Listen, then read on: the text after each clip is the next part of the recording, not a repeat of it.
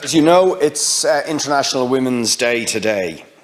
And in this country, church organisations have played a pretty terrible role, historically, in their treatment of women and their denial of rights to women, something that we've begun to overcome with the successful campaign for the repeal of the 8th and for marriage equality and so on.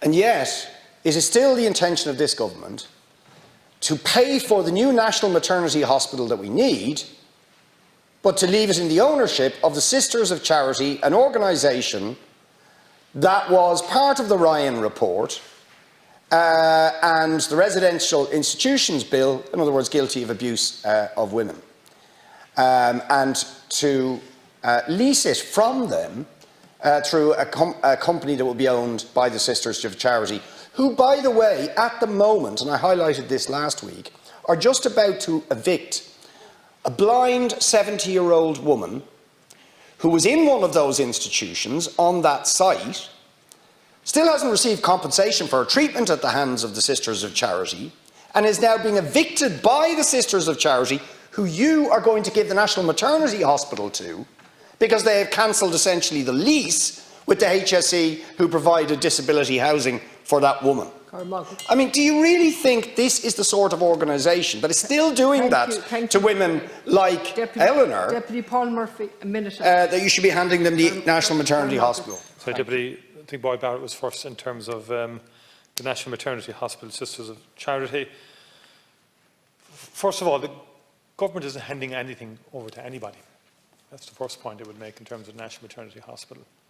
The original objective of all of this, in terms of clinical advice, was that a new maternity hospital should be aligned with a tertiary hospital. This was recommended 20 years ago. It happened in Cork with the maternity hospital that we built. We had two public maternity hospitals that agreed to go to a new site up at the CUH. And we got a state-of-the-art at the time maternity and neonatal built.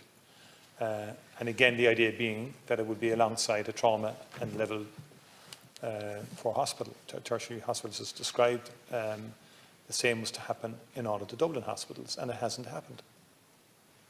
And we need to reflect on that, because the reason the clinicians would say that you need to be adjacent to a tertiary hospital is for the best outcomes for women. And in certain cases where women could get into difficulty in pregnancy, being adjacent to a tertiary hospital where immediate intervention could occur could save the life of a woman. And likewise, with a neonatal available and so on, the life of a baby can be saved. And that was the original motivation behind Hollow Street engaging with Vincent's. And we've seemed to have forgotten that in the debate that has ensued. Now, I do think governance is very important, and that if the state is investing in a full facility, 100%, and it is the state who will finance this hospital, then the state has to have on the board and on the governance structures, that has to be reflected, because it's a long-term operation. I also think in terms of ownership and so on like that, that has to be reflected also. And prior to this government coming into office, Kieran Mulvey had been asked by the previous government to engage in a process of mediation, which he did, and he came up with an outcome, which at the time was agreed and accepted all round. That was raised again about a year ago. We weren't happy with some aspects of that. There was a big public debate. There have been further discussions with all of the stakeholders. And the objective remains to build a state-of-the-art maternity hospital adjacent to a tertiary hospital of the quality of St. Vincent's that will provide for the women for the next 50 to 100 years. That's the objective. The current conditions are appalling. Absolutely not acceptable in the 21st century. And people are saying, go somewhere else, as if you could just click fingers, switch on the light bulb, and we'll get a new site somewhere on its own and just develop a new hospital. I wish it was only so simple. This has gone on too long.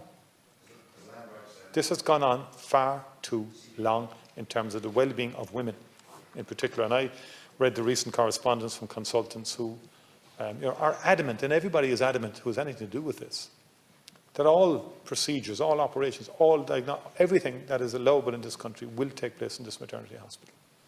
What worries me is, from the time of decision now, because of all the discussions that have ensued in the last year with the stakeholders. We then have to get to design, we then have to get to tender, we then have to get the hospital built.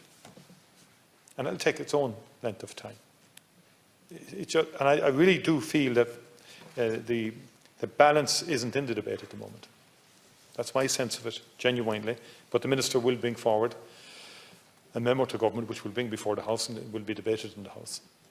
But I'm very clear that there's an imperative to get this hospital built and that there should be no religious ethos underpinning the hospital or having any role in the hospital, good, bad or indifferent.